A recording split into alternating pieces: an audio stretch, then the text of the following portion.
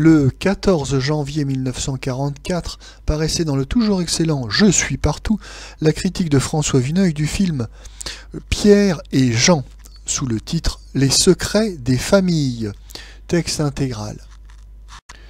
Les historiens de la littérature considèrent Pierre et Jean comme l'un des livres les plus importants dans la brève carrière de Guy de Maupassant. L'auteur de Boule de Suif, dans sa préface, se sépare plus ou moins des naturalistes systématiques à la façon de Zola, et il écrit un roman où le monde intérieur existe. Je ne me permettrai pas de décider jusqu'à quel point il réalisa ses nouvelles ambitions. J'ai fort peu pratiqué Maupassant depuis mon adolescence, et une relecture de Bel-Ami, il y a 2 ans, m'a consterné. Mais je ne suis pas chargé d'instruire le procès littéraire de Maupassant. Pierre et Jean est l'histoire de 2 frères dont l'aîné découvre à 25 ans que son cadet n'a pas le même père que lui. Le drame se passe entièrement dans l'âme de la mère et de son fils aîné, qui seul connaîtra sa faute. Monsieur André Cayatte vient de réaliser un film sur ce thème, pour la Continentale. Les précédents travaux de Monsieur Cayatte, en particulier Au bonheur des dames, étaient assez lourds et un peu bâclés. Pierre et Jean marquent un progrès certain sur ces films et peut être inscrit dès maintenant parmi les longs métrages les plus honorables de cette saison. Tout d'abord, l'adaptation en est souple. L'esprit du livre n'est point trahi, mais le cinéma conserve suffisamment son autonomie d'expression. Le metteur en scène a recherché constamment la vérité du détail. Pierre et Jean est un des premiers films français où le style 1913, tango, jupe entravée, crétonne, joue un rôle comparable au style 1880. Cayatte a composé avec beaucoup de soin et, ce qui est mieux encore, un visible plaisir, ces images qui remuent les souvenirs de notre petite enfance et qui, pourtant, sont déjà historiques.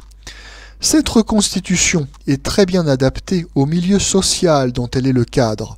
Une famille de moyenne bourgeoisie, plus proche de la petite que de la grande, où la jeune maîtresse de maison a pris un abonnement à Femina, vie heureuse, et s'applique à en exécuter les idées avec ses modestes ressources.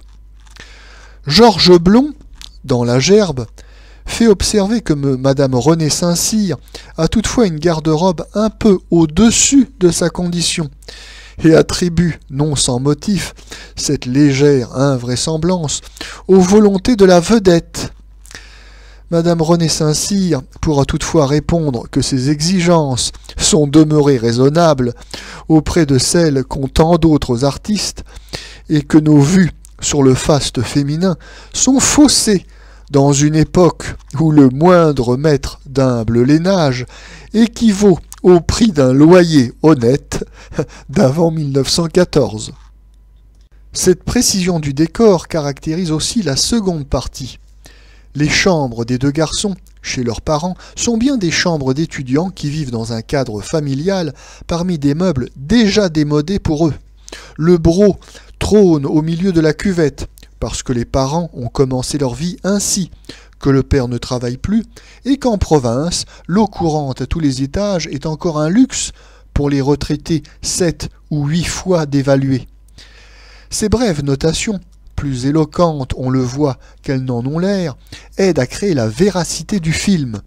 On doit féliciter Cayatte d'avoir décalé de 40 ans la date de Pierre et Jean. Les modes 1880, celle de Maupassant, commence à avoir un peu trop servi. Le récit, surtout, est conduit sans concession, avec vigueur et sobriété. On n'a pas cherché à voiler l'âpreté du sujet, à le fausser par des considérations morales qui ne sont, le plus souvent, qu'un sacrifice aux préjugés des lecteurs de M. Henri Bordeaux. Il serait ridicule de dire que voilà encore un tableau désobligeant d'une famille française. Tous les personnages sont ici parfaitement honorables. La mère de Pierre et de Jean est simplement une femme mariée trop tôt et trop vite à un brave bougre qui lui était très inférieur. Pour ne pas séparer cet homme de son fils, elle rompt avec son amant. Si elle revoit ce dernier, rencontre d'où naîtra Jean, c'est qu'il est soldat à la guerre et peut mourir le lendemain. Elle expie par 20 années de silence et de médiocrité qu'elle a volontairement choisies. Beaucoup de scènes sont amères et quelques-unes d'une vraie violence. C'est que la vie, en effet, récompense bien rarement une femme honnête comme celle-ci, qui a renoncé à tout bonheur pour effacer une faiblesse du cœur et de la chair. C'est qu'un secret aussi douloureux que celui qu'elle porte a toutes les chances d'être mal compris, parce que les âmes des mortels ont toutes les peines du monde à sortir de leur solitude, que des abîmes séparent, le plus souvent, les êtres réunis sous le même toit. La cellule familiale résiste ici à l'adultère et à ses plus graves conséquences. C'est au prix de bien des cruautés et des déchirements, parce que les voies de la vertu sont les plus dures. Il n'y a pas de film plus moral que Pierre et Jean. Il nous montre ce que la vertu et la société exigent, en fait, d'être réellement humains, tandis que les édifiants personnages des innombrables bedeaux d'écran et de lettres bien en cours à Vichy sont des pantins fabriqués en sucre d'orge, sans sexe et sans cerveau, et que des flots de sirop portent providentiellement vers une douceâtre sainteté.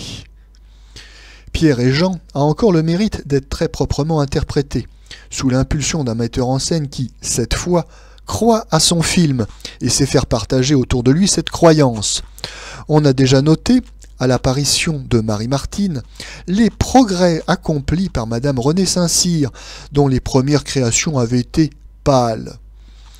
Madame Renée Saint-Cyr assume, dans Pierre et Jean, une tâche assez ingrate pour une jeune et jolie femme. Elle doit représenter une quinquagénaire fanée durant les 2/3 du spectacle. Mais cette composition la servira beaucoup mieux auprès des connaisseurs et même d'une grande partie du public que maintes apparitions conventionnelles, si elles sont plus fâteuses. Madame Renée Saint-Cyr a montré qu'elle était, dans un autre registre que Marie-Martine, capable de finesse et de sensibilité. Son air un peu effacé, son accent châtié, l'aide beaucoup ici, complète la parfaite vraisemblance de son personnage, jeune bourgeoise, bien élevée, réservée, pratiquante, entraînée dans une brève et unique aventure qui sera à la fois son ivresse et son martyre. Noël Roquevert est un de ces excellents comédiens, connu, familier même des spectateurs, sans avoir atteint jusque-là aux fromages monumentaux, qui rendent au cinéma d'inappréciables services. Disons tout net que, sans eux, il n'y aurait plus de cinéma possible. Pierre et Jean lui donnent enfin un rôle de premier plan. Il l'a vécu avec une intelligence et un talent que l'on souhaiterait à beaucoup de vedettes considérables. C'est lui, le père de Pierre, le brave homme médiocre, cocu et naïf. Roquevert a su résister à toutes les tentations faciles que ce rôle proposait à l'acteur qui n'eût été qu'adroit. Son personnage est admirablement dessiné, sans qu'aucun trait ne soit forcé. On ne peut mieux représenter le petit bourgeois, content de son sort, bien incapable de sonder les nuances des cœurs qui frémissent à côté de lui. Adroit au billard, un rien vantard, autoritaire à contretemps. Pas un poncif, pas une fausse note. Voilà de l'humanité toute pure, bien observée, non moins bien rendue, ce que le cinéma réclame avant tout. Je persiste à croire que Gilbert Gilles est plus à son aise dans la fantaisie, le comique sentimental, que dans un rôle inquiet comme celui de Pierre. Sa jeunesse, probablement, en est seule responsable. On ne met nullement en cause son talent, son abattage. Jacques Duménil a accepté un rôle que le scénario rend épisodique, et il y apporte la même conviction que s'il devait tenir l'écran pendant 2 heures. Bernard Lancret, Génin, complète fort bien la distribution.